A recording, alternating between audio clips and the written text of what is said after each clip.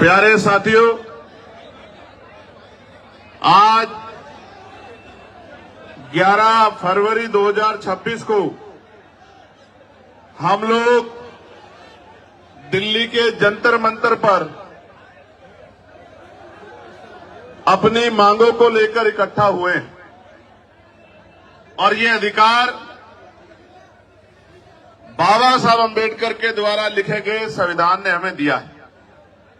और ये अधिकार सिर्फ हमें नहीं दिया, ये अधिकार देश के हर एक उस व्यक्ति को दिया है जो अपने ऊपर हुए अत्याचार, अन्याय, जुल्म, जाति, अपने अधिकारों पे हुए अतिक्रमण पे आंदोलन कर सकता है, विरोध दर्ज करा सकता है, पत्र लिख सकता है, प्रयास कर सकता है कि उसके ऊपर जो महसूस कर रहा है कि ये कानून गलत बना है वो कानून को वापस लिया जाए।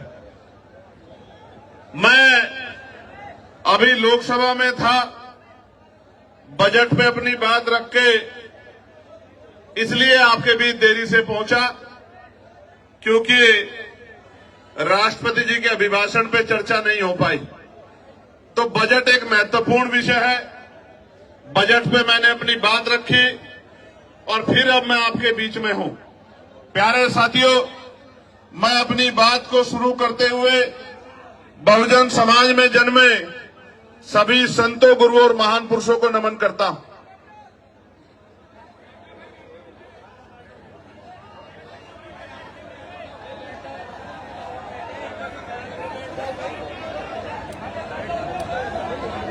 इसलिए नमन करता हूं क्योंकि मैं एक पढ़ा लिखा अधिवक्ता हूं, लोकसभा का सदस्य हूं, इस देश के इतिहास को जानता हूं और इतिहास से प्रेरणा लेकर ही आप अपने भविष्य को मजबूत कर सकते हैं, अपने वर्तमान को अच्छा बना सकते हैं।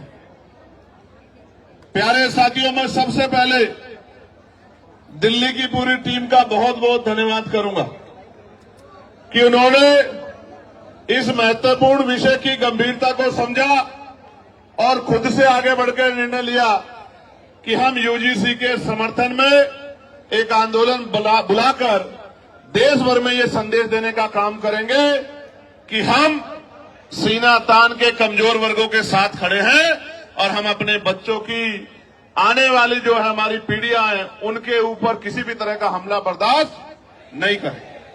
तो मैं और आप सब लोग दोनों हाथ उठाकर दिल्ली की पूरी टीम को धन्यवाद करें कि उन्होंने ये हौसला जुटाया, उन्होंने ये हिम्मत जुटाई, उन्होंने हमें शक्ति दी, उन्होंने वैचारिक मजबूती को समझा और असल में उन्होंने सबसे बड़े इस दुख को समझा कि बहन पायल, भाई रोहित, बहन डेल्टा और तमाम हमारे बेटे बेटियों की जो शहादतें हुई हैं, संस्थानिक हत्या हुई है, आने वाली पीढ़ियों के हिस्से में ये जुल्म जाति ना आए।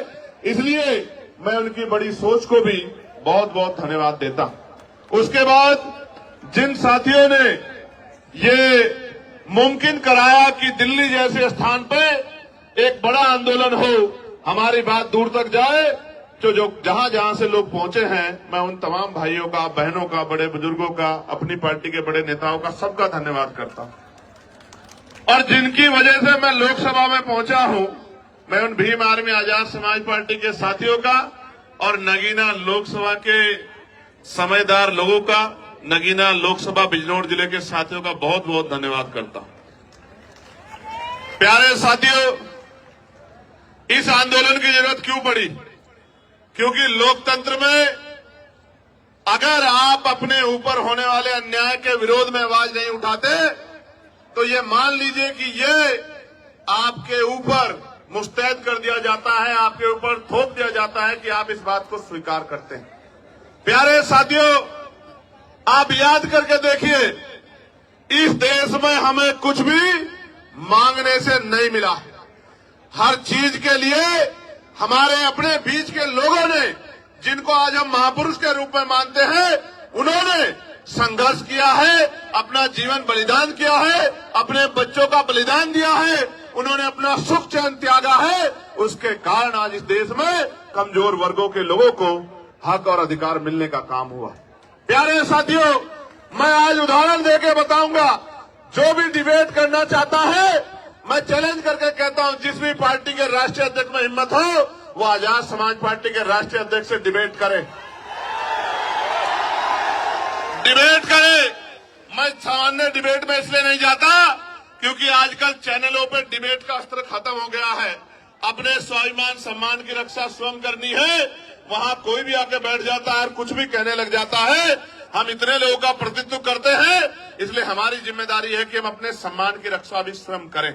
इसलिए मैं चैलेंज करता हूं कि जिनका भी प्रतिनिधित्व लोकसभा में है, उस पार्टी का कोई भी राष्ट्रीय अध्यक्ष यूजीसी के विषय पे हमसे डिबेट करे और जो कमजोर वर्गों के विषय उन पर डिबेट करे, मुसलमानों के विषय पे डिबेट करे, ईसाइयों के विषय पे डिबेट करे, सिखों के विषय पे डिबेट करे, बौद्धिस्टों के विषय पे डिबेट करे, कर्मचारियों के विषय पे डिबेट करे, किसानों के विषय पे डिबेट करे, दलितों पिछड़ों के हक अधिकारों के विषय पे डिबेट करे, तो हम उनको जवाब देके बताएंगे कि हम जमीन से आए हैं, किसी नेता के पोते बेटे पोती बेटी नहीं है। हमें जमीन का पता है कि आज हालात क्या हैं और लंबे समय से हालात क्या थे।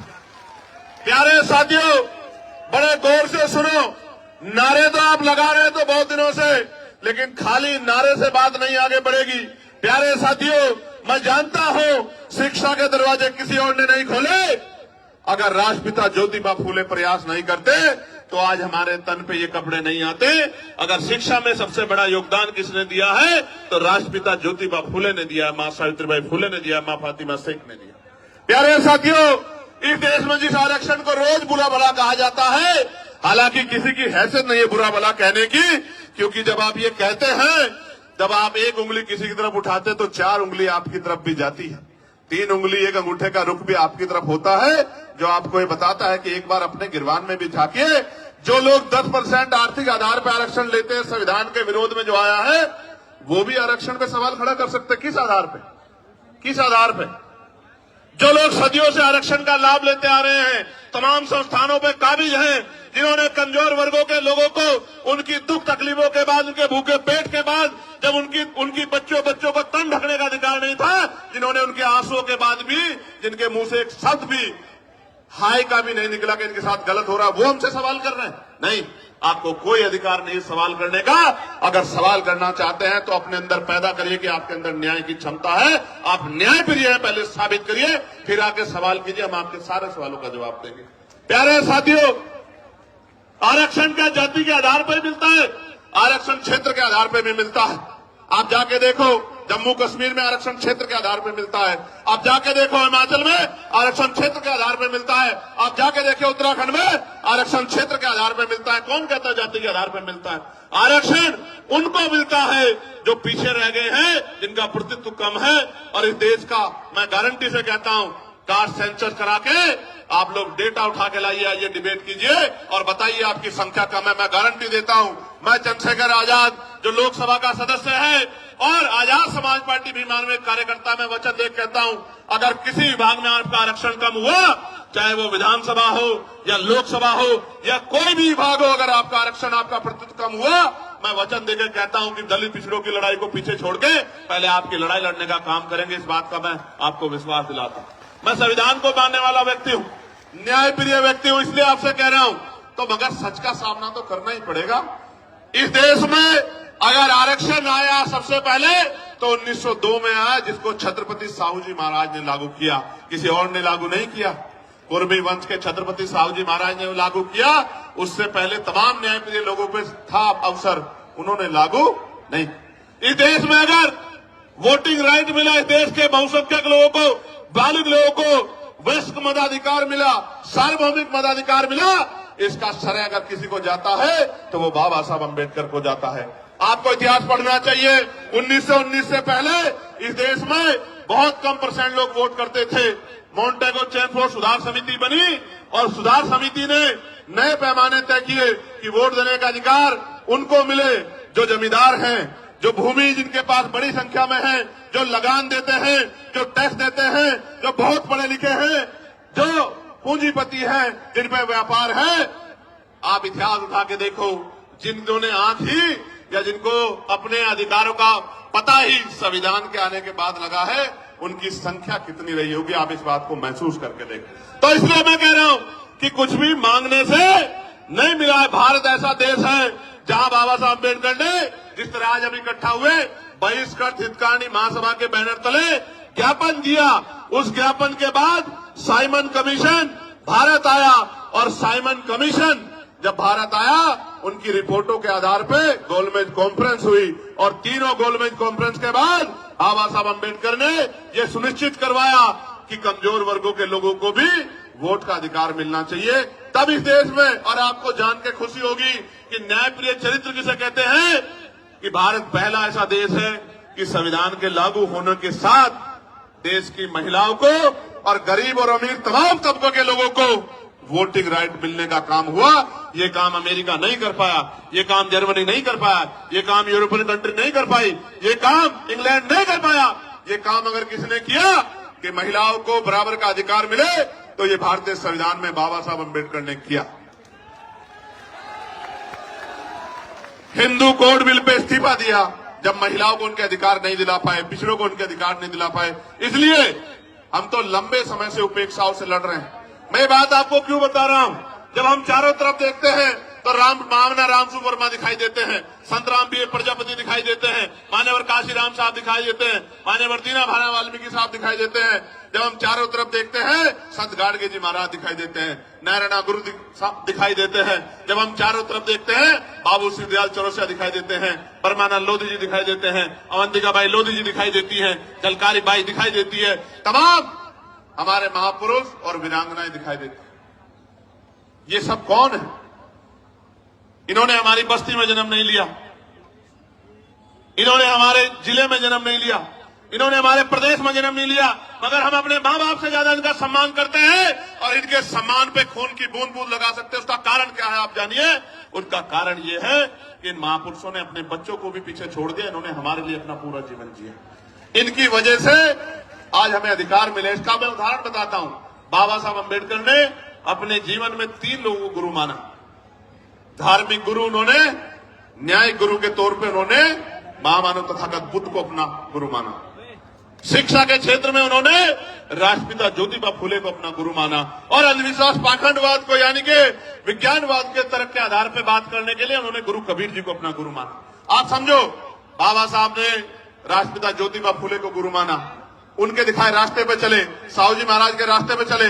इसी वजह से वो सामाजिक न्याय की बात को मजबूती से रख पाए। कहां थे लोग जब इस देश में स्तन टैक्स लिया जाता था? कहां थे लोग इस देश में जब विधवा विवाह रोका गया था? कहां थे जब सती प्रथाएं होती थी? कौन खड़ा था इस बात को लड़ने के लिए जब महिलाओं को जिंदा जला दिया जाता था? वही महापुरुष खड़े थे जो समझते थे कि हर व्यक्ति के जीवन का मूल्य क्या है। प्यारे साथियों, बात मैं आपको क्यों बता रहा हूं कि हमारी पार्टी के नेता ये बात कर रहे थे कि भाई चंद्रशेखर आजाद पिछड़े वर्ग के लिए मैदान में आए, कोई नहीं आता। मैं उनको कहना चाहता हूं कि आप पिछड़े नहीं हैं, आप हमारे भाई हैं, हमसे पिछड़े हुए हैं। आप पिछड़े नहीं हैं, हम सब लोग पिछड़े हैं। आप हमारा परिवार हो, हमारे भाई हो, बस बिछड़े हुए हो, उन बिछड़ों को इकट्ठा करने के लिए हम लोग निकले। और आप ही नहीं, हर पीड़ित, शोषित, वंचित, किसान, कमेरा, वो चाहे बौद्ध हो, सिख हो, सामान्य जाति का भी कोई गरीब है, शोषित है, उसको भी हमारा अपना है, उसके लिए भी हम लोग खड़े हैं। मुस्लिम समाज के लोग, क्या हालत आज आपने देश में देखा? मजारें गिर रही हैं, खानकाहें तोड़ी जा रही हैं, मस्जिदों में बुलडोजर चल रहा है। और अयोध्या में क्या हुआ? जिस व्यक्ति पे आरोप लगा के उसका घर तोड़ दिया, उसको बंद रखा, कोर्ट ने उसको बरी कर दिया। अगर हिम्मत है तो मुख्यमंत्री माफी मांगे अपनी बात के लिए, जो बात उन्होंने असेंबली में खड़े होकर कही थी कि इस धर्म के लोग गुंडागर्दी करते हैं। मैं आपको बताना चाहता हूं कि सब लोग पीड़ित हैं, सब लोग पिस रहे हैं। अभी एक नौजवान साथी मुझसे मिला, मुझसे कहने लगा भैया हमारा विषय उठाना। मैं पूछना चाहता हूं, सरकार न्यायप्रिय है तो आप मुझे बताओ, 2025 जुलाई में सरकार ने जवाब दिया कि सेंट्रल यूनिवर्सिटियों में पिछड़े वर्ग के professor, assistant professor, associate professor की 80% रिक्तियां है। कितने परसेंट? 80% रिक्तियां। आदिवासी समाज की 83% रिक्तियां और शेड्यूल कास्ट की, अनुसूचित जाति की 65% रिक्तियां। मैं पूछना चाहता हूं, कोई भी डिपार्टमेंट तभी तो चलेगा जब उसको चलाने वाले लोग होंगे। जिस डिपार्टमेंट में, जिस विभाग में 80% पद खाली खड़े हैं, वहां कौन हमारी पीड़ा को सुन रहा है जब हमारा आदमी वहां है ही नहीं? तो हमें न्याय वहां कहां से मिल सकता है? 45 सेंट्रल यूनिवर्सिटियों में 38 जो है, जो वाइस चांसलर है, कुलपति है, वो सामान्य जाति के हैं। हमारा विरोध ये नहीं है कि सामान्य जाति के हैं, हमारा विरोध ये है कि 45 में से 38 कितने परसेंट बैठता है कि SC ST OBC के लोगों में काबिलियत नहीं है? किस आधार पे आप ये बात कहना चाहते हो? एक SC का, एक ST का, 5 OBC समाज के, जिनकी संख्या 52%, उनको 12% भी नहीं मिल रहा है। इसलिए आंदोलन करना पड़ता है, इसलिए यहां आना पड़ता है। हम तो जानते हैं, मैं आपको इस मंच से कह रहा हूं, फिर कह रहा हूं, याद करो फूले साहब को, याद करो साहू जी महाराज को, याद करो पेरियार को, याद करो रामसु वर्मा जी को, याद करो बाबू जगदेव प्रसाद कुशवाहा जी को, याद करो जगदम्ब कपूरी ठाकुर जी को, याद करो परमानंद लोधी जी को, याद करो संतराम BA प्रजापति जी को, याद करो शिवदराज चौरसिया जी को, याद करो। और मैं आपको भी कहता हूं, मुस्लिम समाज के मेरे भाइयों, कि अगर सर सैयद अहमद खान नहीं होते तो एक यूनिवर्सिटी भी आपके लिए नहीं बनती। आपको आइडिया नहीं है, कोई आपको पूछने वाला नहीं है। और अगर आपके लिए यूनिवर्सिटियां नहीं होती, आपको तालीम नहीं मिलती, तो आपको इस देश के सिस्टम में आने का मौका ही नहीं मिलता। जब आप डॉक्टर इंजीनियर IAS IPS वकील जज नहीं बन पाते, तो आपके कलम में ताकत नहीं होती, आप कहां से किसी का भला कर पाते? आप तो अपना भला भी नहीं कर पाते। आपने देखा, उनके बाद 2 लोगों ने यूनिवर्सिटी बनाने का काम किया, और दोनों के परिवारों का क्या हाल है? आजम भाई के परिवार का क्या हाल है आप देखो, और इकबाल भाई के परिवार का क्या हाल है सहारनपुर में, आपने देखा। अगर वो कोई व्यापारी को वो बना लेते तो कोई दिक्कत नहीं थी। यूनिवर्सिटी बना के पढ़ाओगे और उनको सिस्टम में लाओगे तो लड़ाई हो जाएगी। बस असल बात ही मैं आपको ये बता रहा हूं मेरे प्यारे साथियों, प्रदेश का, देश का कोई डिपार्टमेंट उठा के देख लो, अगर आप बैकलॉग ढूंढोगे तो मैं लिख के देता हूं कि अगर बैकलॉग भरा जाए तो आज ही 5, 7, 10 lakh schedule caste, schedule tribe, backward के लोगों को नौकरी, सरकारी पक्की नौकरी मिलने का काम होगा। लेकिन इन सरकारों ने क्या कर रखा है? इन्होंने ठेके संविदा पे अपने लोग रख रखे, कम पैसे में लोग रख रखे, जो लोग रख रखे उनको पूरा पैसा नहीं मिलता, कॉन्ट्रेक्चुअल जॉब दे रखी है, क्योंकि आरक्षण ना देना पड़े SC ST OBC के लोगों को। इसलिए मैं आपको कहना चाहता हूं, ये जो UGC आया, मैं इसका धन्यवाद करूंगा, इस गाइडलाइन का। इसके आने से कई लोगों के चेहरे बेनकाब हुए, जो कहते थे हम सेकुलर हैं, हम न्यायप्रिय हैं।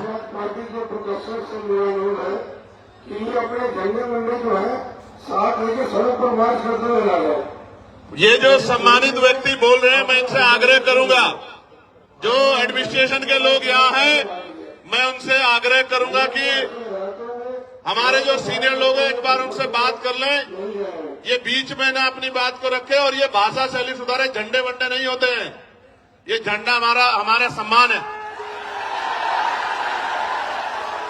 और इस बार अगर ये भाषा शैली नहीं सुधारेंगे तो फिर ये आंदोलन आज ही नहीं, अब आगे कल के लिए भी कह दूंगा और लोगों को अपील कर दूंगा, फिर देख लेना संभाल नहीं पाओगे इस तरह करोगे।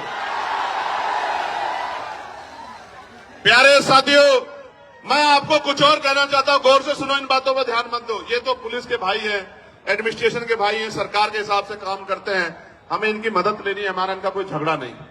आप गौर से सुनो मेरी बात को। कई लोगों के चेहरे बेनकाब हुए, कई पार्टियों के चेहरे बेनकाब हुए, कई नेताओं के चेहरे बेनकाब हुए, कई सामाजिक संगठनों के चेहरे बेनकाब हुए, और सबसे ज्यादा बेनकाब अगर कोई नारा हुआ है तो वो नारा है जो नारा लग रहा था कि जात पात की करो विदाई, हिंदू हिंदू भाई भाई। वो नारा भी बेनकाब हो गया, वो नारा झूठा था। अगर वो नारा सच्चा होता तो मैं पूछना चाहता हूं कि जब मंडल कमीशन की बात आती है, जब SC ST आयोग की बात आती है, SC ST एक्ट की बात आती है, जब UGC की नई गाइडलाइन की बात आती है, तो आप आंदोलन क्यों करते हो हमारे खिलाफ? क्यों हमारे खिलाफ आंदोलन करते हो? क्यों आप हमारे खिलाफ आंदोलन करके सड़कें जाम करने का काम करते हो?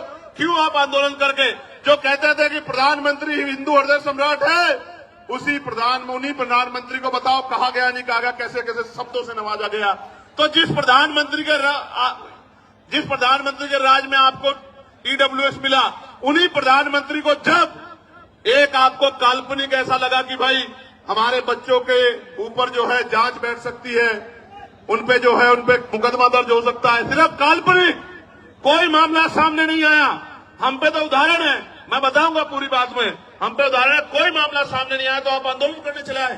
क्योंकि जब भी मंडल कमीशन कहां से हिंदुओं के खिलाफ था, मुझे बताओ। अगर मेरे भाइयों को कुछ मिल रहा है और मैं विरोध कर रहा हूं तो मैं कहां से उनका भाई हुआ, आप मुझे बताओ। देखो, बहुत कुछ बेनकाब हुआ। बेनकाब ये हुआ है कि जाति सत्य है, जाति सत्य है। और जाति को ठुकराया नहीं जा सकता। जिसको हिंदू अदर्दे सम्राट कहते थे, उसी को जाति के आधार पर गाली देने का काम करते। इसका मतलब जब तक वो व्यक्ति आपका काम करेगा तब तक आप उसको पलकों बिठा के रखोगे। जैसे ही वो कोई और इनका रोल भी नहीं यूजीसी में, तो आप उनको गाली देने लग जाओगे। ये है जाति का सत्य। मैं और बताता हूं, हाथ कंगन को आरसी क्या और पढ़े लिखे को फारसी क्या। कल ही एक मामला हुआ एक बैंक में, 2 बेटियां थी। वो एक बेटी कहती है कि मैं ठाकुर और दूसरी बेटी वो ब्राह्मण समाज की है। मैं तो तमाम महिलाओं का सम्मान करता हूं, लेकिन आप देखो कि उन्होंने क्यों नहीं कहा कि मैं हिंदू हूं, और दूसरी बेटी ने क्यों नहीं कहा मैं हिंदू। एक ने कहा मैं ठाकुर, दूसरी ने कहा मैं ब्राह्मण हूं, और दोनों अपने अपने समाज से समर्थन मांग रही हैं, और दोनों के विरोध में एक दूसरे के समाज के लोग गाली बकने का काम कर रहे हैं। इसलिए मैं आपको बता रहा हूं कि वर्ग की बात ही नहीं है, ये बात जातियों तक जाती है जब आपके अधिकारों पर हमला होता है। और सबसे बड़ी बात देखो, जिनके बच्चों को जो बच्चे मर रहे हैं जिनके, क्योंकि 118% की वृद्धि हुई अपराध में। ये मैं नहीं कह रहा हूं, ये सरकार के आंकड़े कह रहे हैं, एजेंसियों के आंकड़े कह रहे हैं। 118% की वृद्धि हुई। और कानून की ये गाइडलाइन कैसे बनी? सुप्रीम कोर्ट ने ऑर्डर किया कि गाइडलाइन बनाओ यूजीसी को। यूजीसी ने गाइडलाइन बनाई, हमने नहीं बनाई। और उस गाइडलाइन में जैसे ही पिछड़े वर्ग के लोगों को जोड़ा, क्योंकि गाइडलाइन तो 2012 में बनी थी, 2012 में बनी थी, लेकिन जैसे ही पिछड़े वर्ग के लोगों को जोड़ा, तत्काल विरोध शुरू हो गया। मैं आपको बताना चाहता हूं कि इस नारे के पीछे अगर कुछ है तो वो पिछड़े वर्ग के लोगों का विरोध है। इस बात को मेरी आप याद रखना। ये सरकारें, इनकी सोच पिछड़ा वर्ग विरोधी है। और हम इस बात को इसलिए लड़ रहे हैं क्योंकि हम जानते हैं कि राष्ट्रपिता ज्योतिबा फुले हमारे लिए लड़ रहे थे, छत्रपति साहू जी महाराज हमारे लिए लड़ रहे थे, ईवी पेरियार रामानायकर, स्वामी प्यारेलाल यादव हमारे लिए लड़ रहे थे, महामना राम सुवर्मा चौधरी, महाराज सिंह भारती सर छोटूराम चौधरी, चरण सिंह हमारे लिए लड़ रहे थे। इसलिए आज हम यहाँ सीना तान के खड़े हैं कि हम अपने भाइयों को अकेला नहीं महसूस होने देंगे, हम उनके साथ हैं। प्यारे साथियों, यूजीसी की बात हुई है, मैं पूछना चाहता हूं, कोई ऐसा प्रोटेस्ट बताओ जो यूजीसी के विरोध में हुआ हो और पुलिस ने उन पर लाठी चलाई हो। कोई एक विरोध आप मुझे बताओ पूरे देश के अंदर, या उनको पकड़ के खींचा हो, या उनके कार्यक्रम में इस तरह से माइक उठा के बीच बीच में कहा हो कि भाई आपके लोग कम है, आपके लोग ज्यादा, कभी हुआ क्या? लेकिन जैसे आप लोग आंदोलन करने आए, कहां बीएचयू में, कहां गोरखपुर यूनिवर्सिटी में, कहां लखनऊ यूनिवर्सिटी में, कहां जेएनयू में, कहां डीयू में, आपको पीट भी रहे हैं और पीट के उठा के बंद भी कर रहे हैं। क्योंकि जो समाज प्रभावी होता है, जिनके पास मीडिया होता है, जिनके अधिकारी होते हैं, जिनकी एजेंसियां होती हैं, जिनके पास वॉइस होती है, उनकी छोटी से छोटी बात भी लाखों मील तक दूर जाती है। और जिनकी आवाज नहीं होती उनको हत्या करके लटका दिया जाता है। तो चारों तरफ सुनसान, चारों तरफ इस तरह का चुप्पी होती है कि जैसे कुछ हुआ ही नहीं। इस देश में क्या नहीं सहा हमने, क्या नहीं सहा इस देश में। हमने लक्ष्मणपुर बातें कांड सुना, जहां हमारी माओ के पेट चीर के और जो बच्चे थे पेट में उनको निकाल के तलवार की नोक पे खड़ा कर दिया। क्या नहीं देखा हमने देश में? इस देश के दलितों, पिछड़ों, मुसलमानों, आदिवासियों ने क्या नहीं सहा? कितने दंगे, कितने जुल्म, कितनी लाशें हमारी जो है, क्या क्या क्या बयां करूं मैं, क्या क्या नहीं सहा इस देश में? कितने दंगे, कितनी एनसीआरबी का डेटा क्या कहता है, कितनी बच्चों की इज्जत लुटती है। मैं कहता हूं सार्वजनिक करो, रिकॉर्ड उठा के बताओ कि जिन बच्चों की 1 लाखों की संख्या में इज्जत लुटती है, किस समाज की, किस समाज की? बताओ इस समाज को। क्योंकि ये समाज सोया हुआ है, इनको नहीं पता कि रोज इनकी बच्चियों को, बेटियों को कहीं ना कहीं प्रदेश में, देश में जुल्म जाति का शिकार होना पड़ रहा है। और जब न्याय मांगने जाते हैं तो लाठियों से स्वागत होता है, अपमानित गालियां दी जाती है। इसलिए मैं कह रहा हूं कि ये नारा तार्किक नहीं है, जो नारा लगा के आपको लंबे समय से बेवकूफ बनाया जा रहा है। ये नारा तार्किक होता तो मैं गारंटी देता हूं कि यूजीसी गाइडलाइन के खिलाफ कोई आदमी सड़क पे नहीं आता। वो कहता कि यूजीसी गाइडलाइन, अच्छा डर कौन, डरेगा कौन? कानून कितने देश में? 302 है, 304 है, 308 है, 307 है, कितने कानून है? इतने कानून बने हुए हैं, हर कानून का दुरुपयोग हो सकता है। कोई दुरुपयोग का एक तो मामला आता। 2012 से SC ST के उसमें गाइडलाइन बनी हुई है, आप पे 10 मामले हैं जो आपके खिलाफ फर्जी दर्ज हो गए हो। कुछ तो होगा आपके पास जिसके आधार पे आप कह रहे हो, लेकिन कोई तथ्य नहीं है। एक ही तथ्य है कि हमें अपराधी मान ले। हम कहां अपराधी मान रहे हैं भाई? हम कौन है अपराधी मांगने वाले? कन्वेंशन रेट कहता है कोर्टों का। हम तो किसी को सवाल नहीं करते कि जब हाई जुडिशरी में, हाई कोर्ट में और सुप्रीम कोर्ट में हमारा रिप्रेजेंटेशन नहीं होता, हम तो तब भी सवाल नहीं करते। हम जैसा गूंगा बहरा कौन लोग होगा? कौन होगा? कौन होगा? हमसे ज्यादा सीधा सच्चा व्यक्ति तो इस देश में कोई भी नहीं होगा जो जुल्म भी सहता है और चुप भी रहता है। जानवर भी अपने हक के लिए लड़ते हैं, हम लोग तो अपने हक के लिए भी लड़ पाते हैं। हमसे ज्यादा सीधा भोला कौन होगा? और इसी भोलेपन का फायदा लंबे समय से उठाया जा रहा है। प्यारे साथियों, इसका एक उदाहरण बताता हूं कि क्यों लड़ना पड़ता है। मध्य प्रदेश में 90 के बाद, जब मंडल कमीशन के बाद आरक्षण लागू हो गया पिछड़े वर्ग के लोगों को, तो आज भी वो भैया खड़ा है। 13% आरक्षण वहां जो संवैधानिक 27% मिला है, उसमें से भी 13% मिलता है। वो रोज आंदोलन करते हैं।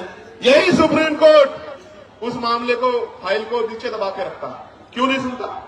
जब आपने एक दिन पहले पीआई दाखिल हुई और अगले दिन सुनवाई कर ली, तो हमें पीड़ा होती है कि जब 69,000 शिक्षक भर्ती का मामला उत्तर प्रदेश का सालों भर पड़ा रहता है कोर्ट में, जब 27% रिजर्वेशन का मामला सालों पड़ा रहता है और आप कभी सुनवाई नहीं करते हो। मेरे आज भी याद है जब डिमोशन हुए थे उत्तर प्रदेश में,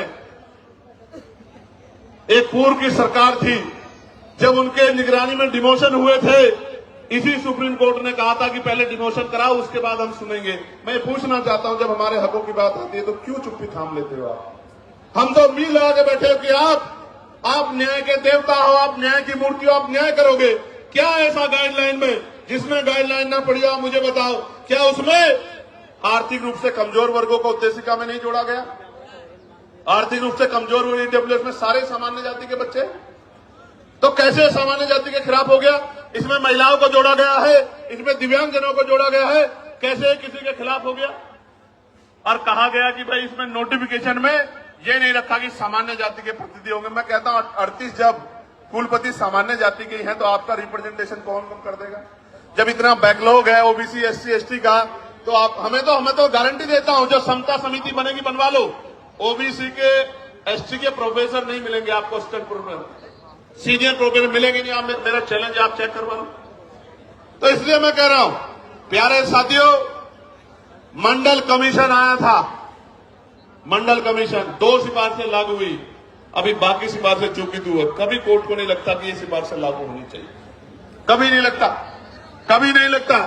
और निजी क्षेत्रों में हम लोग पार्लियामेंट में बिल लेके आए, प्राइवेट मेंबर बिल, की निजी क्षेत्रों में एससी, एसटी, ओबीसी के लोगों को आरक्षण मिलना चाहिए। क्यों मिलना चाहिए भी सुनो।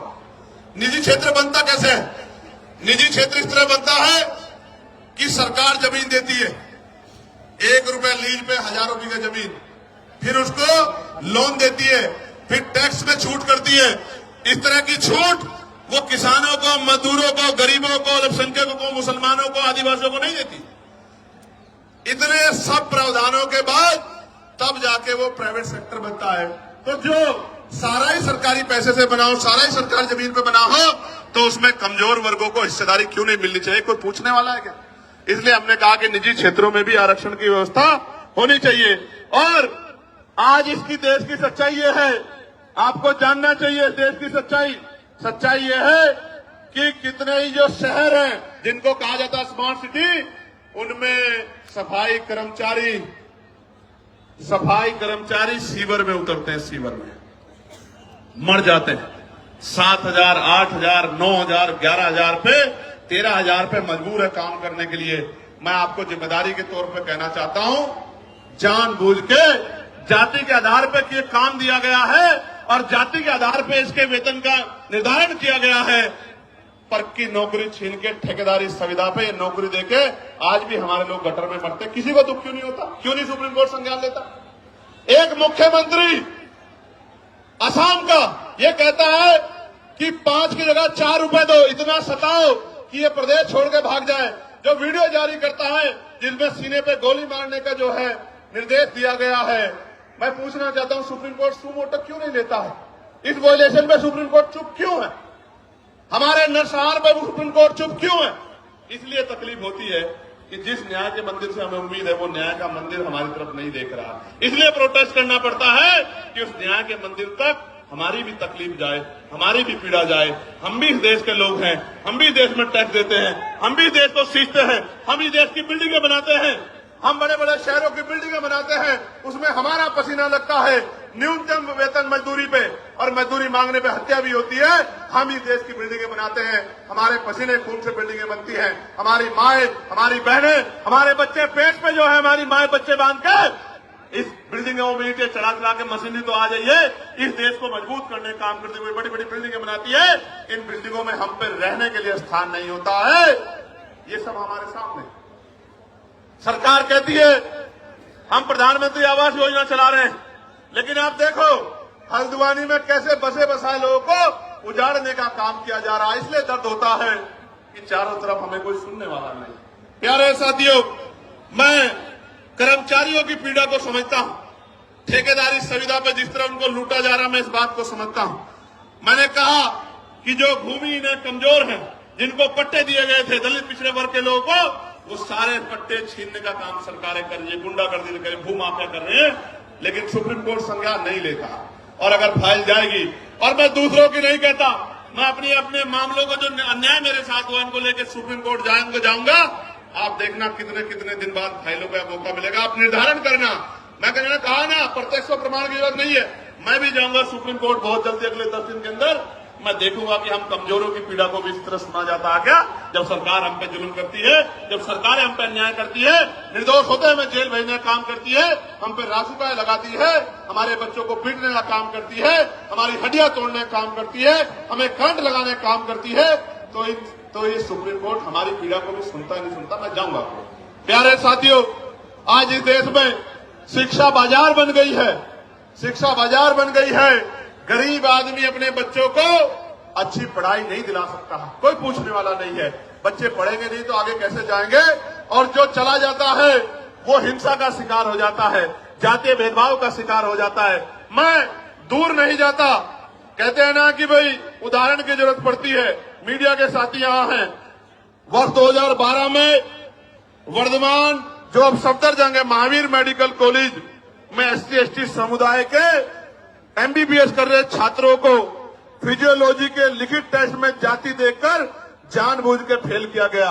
आरोप लगे, जांच हुई, और आपको जान के अचरज होगा, छात्रों की शिकायत पे जब दर्ज हुई, सरकार ने कमेटी बनाई जिसका नाम था मुंगेकर कमेटी। मुंगेकर कमेटी की जांच में पता लगा कि SC/ST के बच्चे के पेपर पे अंकित जाति देख के चुन चुन के फेल किया गया। तो हमारे मन में सवाल क्यों ना पैदा हो कि हमारे साथ कास्ट बेस्ड डिस्क्रिमिनेशन होता है। और ऐसा ही नहीं, कमेटी की रिपोर्ट पे कोर्ट ने उन छात्रों को मात्र पास ही नहीं किया, दोषियों के खिलाफ 10-10 लाख रुपए का मुआवजा देने के लिए आदेश दिए, दोषियों पे कार्रवाई की। मैं इसलिए आपसे कह रहा हूं कि होता है डिस्क्रिमिनेशन, कास्ट बेस्ड डिस्क्रिमिनेशन होता है, इसीलिए तो हम कह रहे हैं। और हमने थोड़ा ही गाइडलाइन बनाई, हमारी पीड़ा को आपने काफला, सुप्रीम कोर्ट के आदेश को आपने सुन के गाइडलाइन बनाई। मैं धन्यवाद करूंगा कि उन गाइडलाइनों को हमारे पढ़े लिखे लोगों ने पढ़ा। भाई देखो, दो तरह का समाज है अभी। एक वो जो हाशिए पे गांव में रहता है, लेकिन वो मेहनत मजदूरी करके उनके पिताजी भी अपने बच्चे को यूनिवर्सिटी भेजने का काम कर रहे हैं। यूनिवर्सिटी क्यों भेज रहे हैं कि मेरी गरीबी, बेबसी, लाचारी, परेशानी, बीमारी, तकलीफों को ये मेरा बेटा पढ़ लिख के doctor, engineer, IAS, IPS professor बन के 2 रुपए कमा के सम्मान का जीवन खुद भी जिएगा, मेरी तकलीफों को भी दूर करेगा, मेरे दरिद्र को भी काटेगा। वो बच्चा पढ़ने आता है लेकिन वो उत्पीड़न का शिकार हो जाता है। और ये मैं नहीं कह रहा हूं, ये एजेंसियों की रिपोर्ट कह रही है, इसलिए इस आधार पर गाइडलाइन बनी है। प्यारे साथियों, बातें तो बहुत है कहने को, लेकिन मैं ये कह रहा हूं, ये सच है कि जहां आपकी आवाज नहीं होगी वहां सुनवाई नहीं होगी। इसलिए आपको अपनी आवाज को मजबूत करना पड़ेगा। आज इस आंदोलन का पहला चरण है, आज यहां है, कल राष्ट्रीय अध्यक्ष भीम आर्मी के नेतृत्व में भोपाल में होगा। 9 तारीख को राजस्थान में हुआ था। हम लोग इतनी चैन से नहीं बैठने वाले हैं।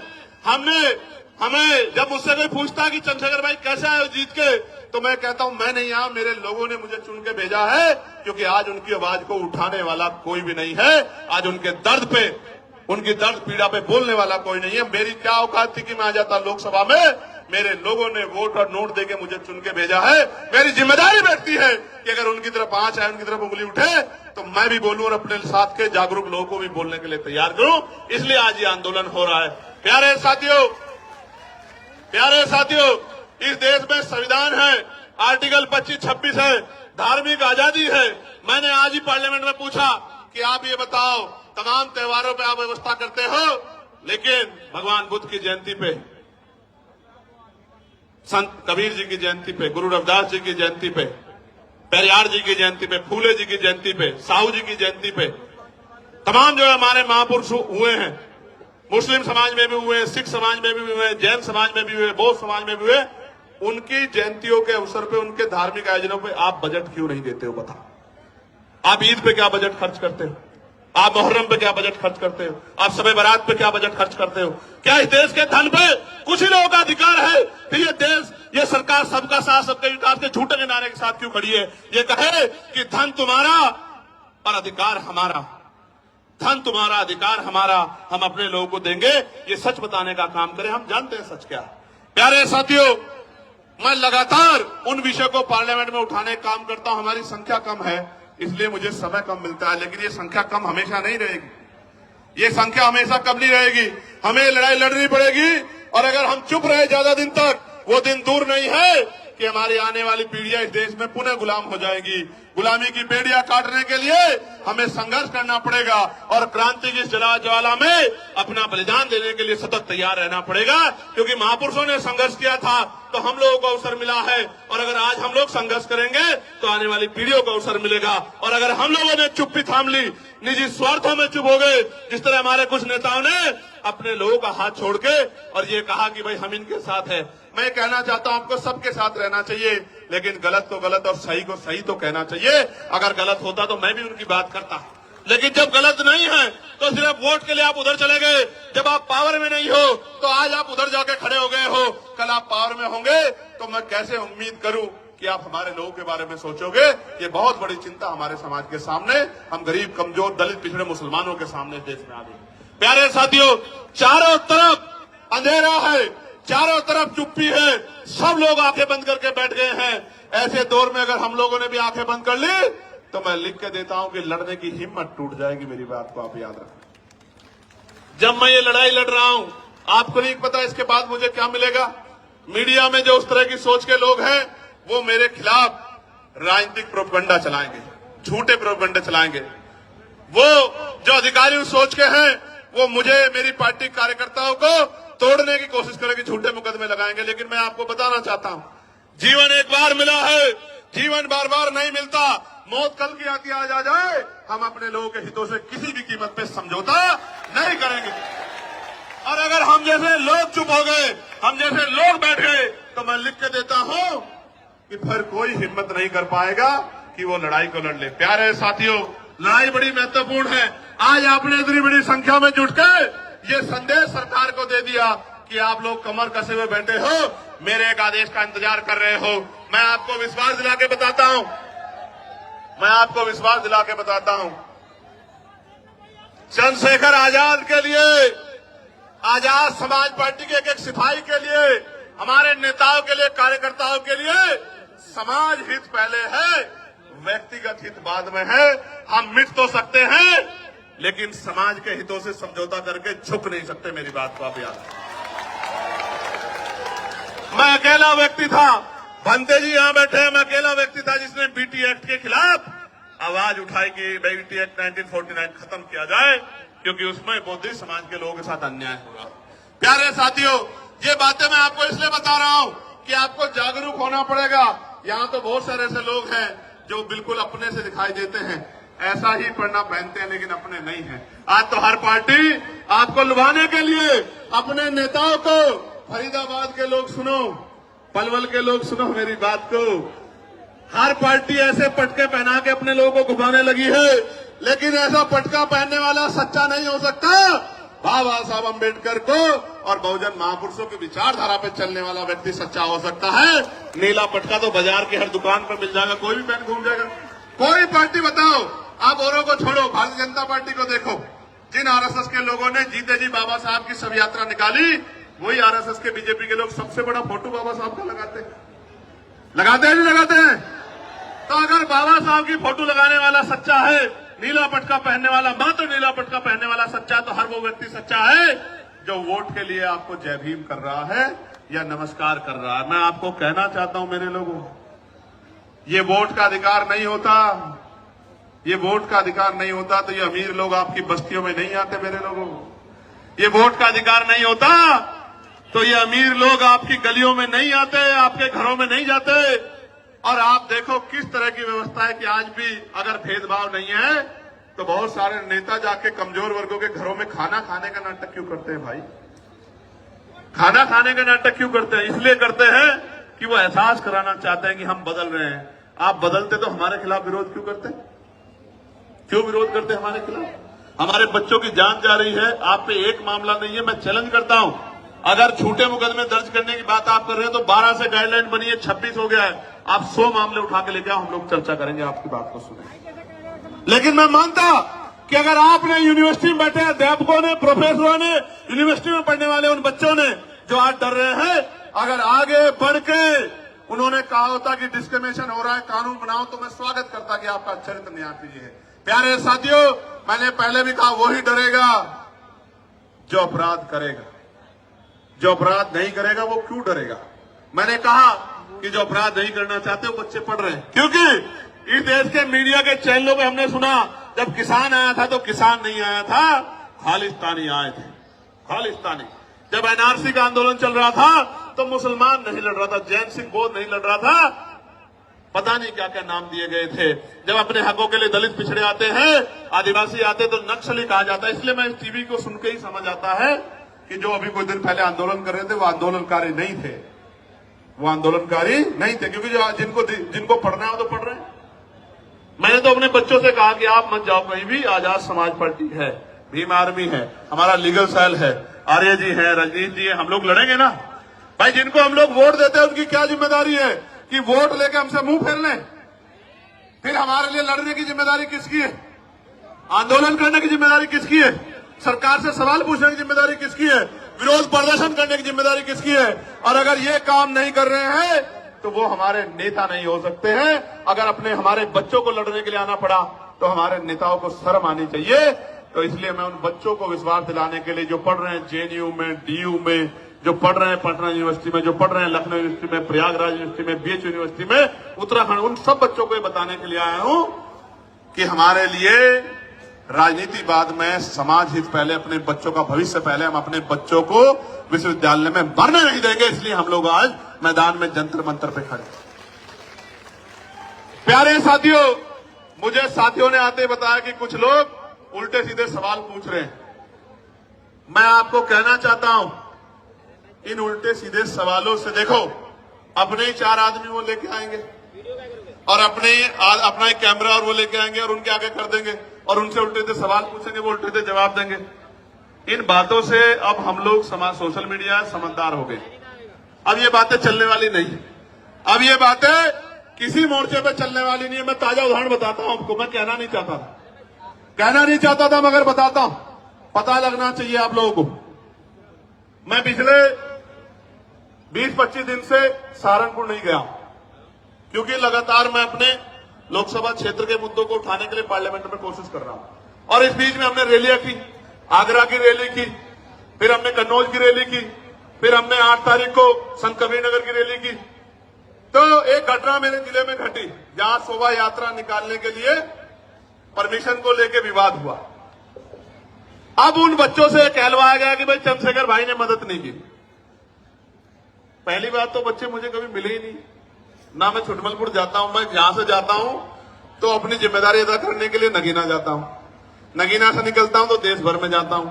मैं कभी आराम करने छुटमलपुर जाता नहीं, तो बच्चे मुझसे कभी मिले ही नहीं। वो मुझे कुछ बताते तो मैं उनके लिए लड़ता, हल करने के लिए कोशिश करता। हालांकि कोई ऐसा थोड़ा जो मेरी बात टाल दे वहां, आप समझ रहे हो भाई। राजनीतिक रूप से भले ही मैं वहां बहुत मजबूत नहीं, लेकिन सामाजिक रूप से इतना मजबूत हूं, मैंने इतना काम किया, किसी को भी कह दूंगा वो अपनी नाक नीची करके मेरी बात को मान लेगा, इतना दम मैं रखता हूं। लेकिन काम की बात जानो, वो बच्चे मेरे पास आए नहीं, मैं घर गया नहीं, लेकिन चलाया गया कि देखो चंद्रशेखर भाई ने मदद नहीं की। भाई आप मुझे बताओ, मेरे पास कोई मामला नहीं आएगा, मैं कैसे मदद कर दूंगा? आप बताओ। लेकिन चला गया कि भाई चंद्रशेखर मदद नहीं कर रहे हैं, चंद्रशेखर तो भाई मुस्लिम भाइयों का मामला इसलिए मदद नहीं कर रहे हैं। मैं पूछना चाहता हूं, ये मुस्लिम कोई अलग थोड़ा, ये भी तो हमारे ही हैं। इनको मैं अगर किसी बात को अपने 20 नेताओं को भेज देता तो सब लोग फूल करके स्वागत कर देगा, लेकिन मुझे पता ही लगा तो मैं क्या कर दूंगा। जब पता लगा तो मैंने खबर की तो उन्होंने नहीं कहा कि हम निकलवा देंगे भाई साहब। लेकिन आपको पता है क्या हुआ? पुलिस ने कह दिया कि हम परमिशन नहीं देंगे। मैंने डीआईजी से बात की, मैंने कमिश्नर से बात की, मैंने एसएसपी से बात की, मैंने डीएम से बात की कि निकलवाओ उनकी शोभा यात्रा, क्यों रोक रहे हो? तो बोले साहब हम नहीं देंगे परमिशन। तो ये देखो, सरकार झगड़ा कराना चाहती है हमारे लोगों को, आपको समझना पड़ेगा। और मैं समझता हूं कि मेरी लड़ाई शोभा यात्रा तक सीमित नहीं है। मेरी लड़ाई तब तक जारी रहेगी जब तक आपको स्वाभिमान सम्मान का जीवन नहीं मिलता। मेरी लड़ाई तब तक जारी रहेगी जब आपको हक अधिकार नहीं मिलते। मेरी लड़ाई तब तक जारी रहेगी जब तक आपकी जेब में पैसा नहीं आता। मेरी लड़ाई तब तक जारी रहेगी जब तक आपके भी टूटे फूटे मकान ऐसे नहीं बनते जैसे दूसरे लोगों के हैं। मेरी लड़ाई तब तक जारी रहेगी। इसलिए मैं तो इस देश में हक अधिकार की लड़ाई लड़ रहा हूं। जो लोग मेरा मुकाबला नहीं कर सकते, आजाद समाज पार्टी भीम आर्मी के नेताओं का मुकाबला नहीं कर सकते, वो जानबूझ के इस तरह के षड्यंत्र करके तमाम तरह की चीजों के प्रयास करते हैं। मैं उनको कहना चाहता हूं, खूब प्रयास करो, समय बदल गया है। उत्तर प्रदेश में आने वाला समय आजाद समाज पार्टी काशीराम का है। मेरी बात को आप याद, और सिर्फ उत्तर प्रदेश में नहीं है, सिर्फ उत्तर प्रदेश में नहीं है, हरियाणा में, मध्य प्रदेश में, राजस्थान में, उत्तराखंड में, मैं कहना चाहता हूं दिल्ली में, बिहार में, झारखंड में, जो उत्तर भारतीय क्षेत्र में, कहना चाहता हूं डंके की चोट पे कि अगले 5 साल बाद आजाद समाज पार्टी राष्ट्रीय पार्टी होगी। मेरी बात को आप याद रखें, क्योंकि हर व्यक्ति के पास समस्या है, आजाद समाज पार्टी पे समाधान है। इसलिए सब लोग एडी चोटी का जोड़ लगा के सुबह शाम षड्यंत्र करते रहते हैं। इतना काम ये अपनी पार्टी के लिए करे तो इनकी पार्टी का भी 1-2 एमएलए जीत जाएगा। अगर ये इतना काम करे, अपना काम नहीं करते, बस यही काम करते हैं, कभी हमारे नेताओं को पकड़वाते हैं, कभी अखबार में ऐसी खबरें छपवाते हैं। इनसे थोड़े डरने वाले हम लोग, इन साजिशों से हम लोग निर्देश दी डरने वाले नहीं। याद रखना मेरी बात को, इनसे नहीं डरने वाले हैं, इन साजिशों से डरने वाले। लेकिन वचन देके दिल्ली से कह रहा हूं आपको, हम प्रथम और अंतिम भारतीय हैं। भारत की अस्मिता पे कोई आंच आएगी, भारत की सेना के सम्मान पे कोई आंच आएगी, जो हमारा गौरव है, हमारे अर्धसैनिक बलों पे, हमारे पुलिस के भाइयों पे कोई आंच आएगी, अगर हम में खून की कमी भी हो जाएगी तो हम अपने खून का कतरा कतरा देके इस देश के गौरव की रक्षा करेंगे। मैं आपको वचन देके कहता हूं, हमारी लड़ाई किसी जाति से नहीं है, किसी धर्म से नहीं है। हमारी लड़ाई अधिकारों की है, हमारी लड़ाई सामाजिक न्याय की है, हमारी लड़ाई भाईचारा कैसे बनेगा। एक आदमी ताला लगा के बैठ गया, गरीबों को कुछ देना नहीं चाहता। ये लोधी जी खड़े हैं बुलंदशहर वाले, एक आदमी ताला लगा के बैठ गया, हापुड़ वाले भी, और वो देना नहीं चाहता, और हम लोग दरवाजा खटखटा रहे हैं कि हमारा हिस्सा में दे दो। कैसे जो है भाईचारा बन जाएगा? जब तक इस देश में धन धरती राजपाट नहीं बटेगा तब तक बात आगे नहीं बढ़ेगी। और मैं आपको कहना चाहता हूं, समय आ गया है, नौजवानों ने लड़ाई ली है। कहते हैं ना, संघर्षों के साए में घनघोर जवानी पलती है और इतिहास पर झुक जाता है जिस ओर जवानी चलती है। जिस दिन से मुजफ्फरनगर की रैली हुई, आगरा की रैली हुई, हरदोई की रैली हुई, कन्नौज का ऐतिहासिक जो है महारेला हुआ, संत कबीर नगर की रैली हुई, 25 तारीख को जौनपुर में ऐलान होगा। उसके बाद जौनपुर में, और देखना, चैलेंज करके कह रहा हूं, गौर से सुनो, जौनपुर में ऐतिहासिक रेला होगा। जौनपुर के बाद 15 तारीख को बाराबंकी में ऐतिहासिक रेला होगा। उसके बाद 29 तारीख को मार्च में लखीमपुर खीरी में महारेला होगा। मेरी बात को आप यार डंके की चोट पे कह रहा हूं। और रंजन साहब, आप भी सुनो, आपने नहीं देखा होगा कि 2 दिन पहले ग्राउंड बदल दिया जाता है, 2 दिन पहले परमिशन नहीं देते हैं। जिस तरह के गुंडा तंत्र से हम लोग लड़ रहे हैं, कोई लड़ नहीं सकता। हमारी बड़ी बड़ी रैलियां होती है और मीडिया में 1 मिनट नहीं होती कि वो आजाद समाज पार्टी की एक न्यूज दिखा दे। लेकिन हम नाराज नहीं है, हम ये मानते हैं कि अभी हमारी शक्ति कम है, हम इसको बढ़ाएंगे। हम मजबूर करेंगे कि हर एक व्यक्ति की नजर हमारी तरफ जाए, हर एक व्यक्ति की नजर हमारी तरफ जाए, वो हमारे दर्द को महसूस करे, वो हमारे विषयों पर चर्चा करे। वरना एक ही समाज के लोग टीवी के पूरे पैनल में बैठ जाएंगे और एंकर भी उसी समाज से होगा। कैसे दलितों, पिछड़ों के, मुसलमानों के हालातों में चर्चा कर लोगे मेरे भाई? आप ही सोचो क्या हालात। प्यारे साथियों, गरीब का दर्द गरीब समझता है और मजलूम का दर्द मजलूम समझता है। कोई शोषक शोषितों का दर्द नहीं समझ सकता है। प्यारे साथियों, मैं आज इस मंच से नगीना के लोगों से माफी चाहता हूं, क्योंकि नगीना के लोगों की इच्छाएं बहुत हैं, लेकिन मैं मजबूर हूं कि नगीना से उत्तर प्रदेश फतेह नहीं हो सकता है। इसलिए मैं 1 साल का समय नगीना के लोगों से चाहता हूं। जब 27 का चुनाव खत्म हो जाएगा, मैं वचन दे कहता हूं, मैं नगीना को 1 मिनट के लिए नहीं छोड़ूंगा, आपके साथ रहूंगा 24 घंटे। लेकिन अभी आप अपने दिल पे हाथ रख के बोलो और बताओ, क्या नगीना का, मात्र नगीना को मेरी जरूरत है या पूरे उत्तर प्रदेश में जाके जन जागरण की जरूरत है? आप बताओ। देखो, मेरे पास अभी 5 करोड़ की निधि है और वो ट्रांसपेरेंट है। मैं चैलेंज कर कहता हूं, अगर मेरी साख पे कोई सवाल खड़ा कर देगा तो जो वो सजा देगा उसको मान लूंगा। वो सबके सामने है। मैं कोशिश करता हूं कि किसी का काम जो जरूरी है वो ना रुके। मैं फिर कह रहा हूं, ये 5 करोड़ में सीमित हूं मैं। जिस दिन राजकाज बनेगा, सिर्फ नगीना नहीं, जिस चीज पे आप हाथ रख दोगे कि भाई ये काम होना चाहिए, मैं गारंटी देता हूं वो काम करके दिखाएंगे आप मेरी बात। इसलिए प्यारे साथियों, 1 साल का समय दे दो। 1 साल, इतने साल जुल्म सहाया, आपको बिल्कुल अलग रखा। 1 साल का समय दे दो। 1 साल के बाद आपकी तरफ एक भी शिकायत की सुई नहीं आने देंगे। इस बात का मैं आपको विश्वास करता हूं। प्यारे साथियों, शामली भैंसवाल के लोग धरने में बैठे हैं। कुछ लोग यहां भी आए हैं हमारा समर्थन करने। मैं उनका बहुत समर्थन करता हूं। उनकी जो मांग है आप बताइए, हम लोकसभा के पटल पे भी उठाने का काम करेंगे और उनको जाके मजबूती देने का भी काम करेंगे। प्यारे साथियों, अंत में जब मैं अपनी बात को खत्म करूंगा तो मैं आपसे भी कुछ उम्मीद करके आया। बताओ, मेरी मदद करोगे नहीं करोगे? और मेरी मदद का मतलब क्या है? सुनो, मेरी मदद यानी कि आपकी खुद की मदद। गौर से सुनना। आज हमने, किसी को नहीं पता था हमारा प्रदर्शन यहां होता है तो पूरा कनॉट पैलेस, पूरा ये क्षेत्र जाम हो जाता है। इस बात को पूरा प्रशासन, पुलिस जानती है। आज हमने चुनिंदा लोगों को, ये भी हजारों हजार संख्या में हो गए हैं, अलग अलग स्टेट से बताया कि उनको जाकर किस तरह लड़ाई लड़नी है। राजस्थान के कुछ साथी दिख रहे हैं, हरियाणा के कुछ साथी दिख रहे हैं, यूपी के कुछ साथी दिख रहे हैं, मध्य प्रदेश के कुछ साथी दिख रहे हैं, इसी तरह उत्तराखंड के साथी भी दिख रहे हैं। दिल्ली का तो बारंबार हम लोग धन्यवाद करते हैं। बिहार के साथी दिख रहे हैं। मैं आपको ये कहना चाहता हूं, गौर से सुनो, मैं आपको ये कहना चाहता हूं, अंत में गौर से सुनो, मैं आपसे क्या चाहता हूं। आप यहां से जब घर लौटो तो इस बात को समझो कि political power is the master की। जब तक राजनीतिक सत्ता हमारे पास नहीं होगी तो हमारे हितों में फैसले नहीं होंगे, पॉलिसियां नहीं बनेगी। मैं आपसे, आप उससे मेरे खून का कतरा कतरा ले लो फौजी साहब, लेकिन मैं आपसे आग्रह कर रहा हूं कि गली मोहल्लों में जाके अपने वोट को संगठित करके अपनी ताकत 2027 में उत्तर प्रदेश के अंदर बना।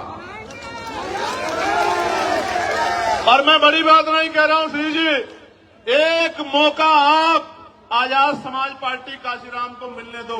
मैं वचन देके कहता हूं, विश्वास से कहता हूं, पूरी हिम्मत से कहता हूं कि जो लोग आज हमारे साथ नहीं है वो भी ये कहेंगे कि हम उसका विरोध भले ही कर सकते हैं, उस पार्टी का, उसकी पॉलिसी का, लेकिन उनका काम में मुकाबला नहीं कर सकते। ऐसा काम करके दिखाएंगे। मेरी बात को आप याद रखें। प्यारे साथियों, मैं पुलिस के भाइयों का बहुत धन्यवाद दूंगा। एड्रेस मुझे भी नहीं पता अभी है। 1 मिनट, एक आदमी को बोलना तो। आजमगढ़ वाली होगी, अभी बाद में देंगे आजमगढ़ को मौका। अभी आप ये सुनो, 25 तारीख को जौनपुर में कार्यक्रम है, रैली, एक बात। और 25 तारीख के बाद 15 तारीख को, 15 मार्च को रैली है बाराबंकी लखनऊ के पास, और 29 मार्च को है लखीमपुर खीरी, और 5 अप्रैल को है। उत्तराखंड के साथियों को भी मौका दिया है कि वो भी अपनी शक्ति को इस बार दिखा दें। बहुत दिन हो गए हैं उनको भी क्योंकि इस बार उत्तराखंड से भी हमारा प्रतिनिधित्व आने वाला है, ऐसा भी मेरा विश्वास है। प्यारे साथियों, आप यहां जुटे हो, बड़ी ताकत दी आपने आके, इतनी छोटी कॉल पे इतनी मजबूती से आपने आंदोलन किया। 500 लोगों के आंदोलन को 50 बार टीवी में दिखाया जाता है, 5 लोगों के आंदोलन को ब्रेकिंग न्यूज में दिखाया जाता है। आशा और उम्मीद है कि आज आपकी तरफ भी मीडिया की निगाह जाएगी, ऐसा मेरा विश्वास है। भले ही वो निगेटिव वे में जाए, भले ही वो निगेटिव वे में जाए, भले ही वो ये कहे कि बहुत शोर शराबा था, नौजवान पेड़ों पे चढ़ गए थे, पुलिस बार बार रोक रही थी, इस तरह की सारी बात करें, लेकिन कभी कभी आपके खिलाफ जो साजिश होती है उससे भी लोकतंत्र में आपका प्रचार होता है, तो इससे घबराने की जरूरत नहीं। प्यारे साथियों, ऐसे मुट्ठी बंद करो मेरे साथ सब लोग, जहां तक मेरी आवाज जा रही है मुट्ठी बंद करो।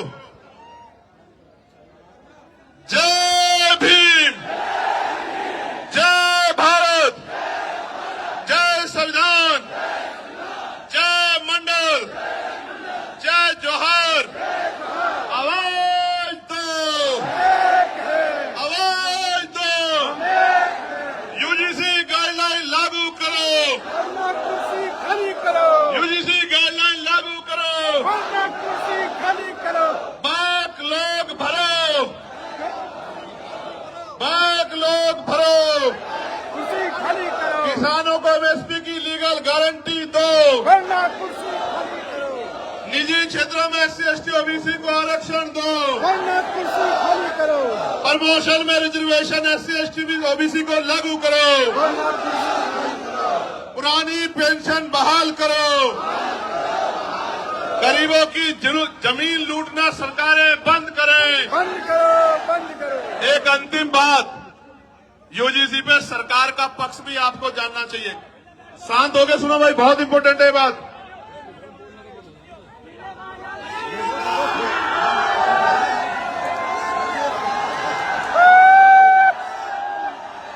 एक मिनट सुनो, अभी चर्चा करेंगे, खत्म कर रहे हैं, सुनो इंपॉर्टेंट बात सुनो भाई, सुनो आगे जो है, आगे सुनो जो खड़े। देखो, जब ये यूजीसी गाइडलाइन के खिलाफ कोर्ट में गए लोग, तो सरकार की जिम्मेदारी थी कि वो पैरवी करती। आप क्योंकि सुप्रीम कोर्ट की जो कार्रवाई है वो भी अब ऑनलाइन है, तो सॉलिसिटर जनरल जो है हमारे, उन्होंने एक शब्द नहीं कहा कि भाई ये होना चाहिए, इसमें कोई कमी नहीं है। अगर वो बोलते तो मानते सरकार इस पक्ष में थी। गौर से सुनो, क्योंकि जब किसानों के खिलाफ कानून बने और किसान आए कोर्ट में, तो सॉलिसिटर जनरल की खूबियां गिना रहे थे, 370 पे खूबियां गिना रहे थे, 3 तलाक पे खूबियां गिना रहे थे और तमाम कानूनों पे खूबियां गिना रहे थे। लेकिन यूजीसी की गाइडलाइन पे जब रोक लग रही थी, तो जेब में हाथ डाल के खड़े थे। मुझे बड़ी तकलीफ होती है कि जिनको हम रहनुमा समझते हैं वही हमें मारने के पीछे तले। और बाजों की तरफ मत देखो, कल ये विरोधी लोग कहेंगे कि ये बाज भी चंद्रशेखर ने पाल लिए हैं, ये बाज भी चंद्रशेखर जी की मदद करने के लिए पहुंच जाते। भाई मैंने किसी को नहीं कुछ भी कहा है, मैं तो प्यार बांटने के लिए निकला हूं, लोगों को जोड़ने निकला हूं। अगर इंसानों के साथ पक्षी भी जुड़ रहे हैं तो मैं क्या कर सकता हूं मेरे भाई को। प्यारे साथियों, मैं पुनः दिल्ली की पूरी टीम का बहुत बहुत धन्यवाद करता हूं, बहुत बहुत धन्यवाद करता हूं। भाई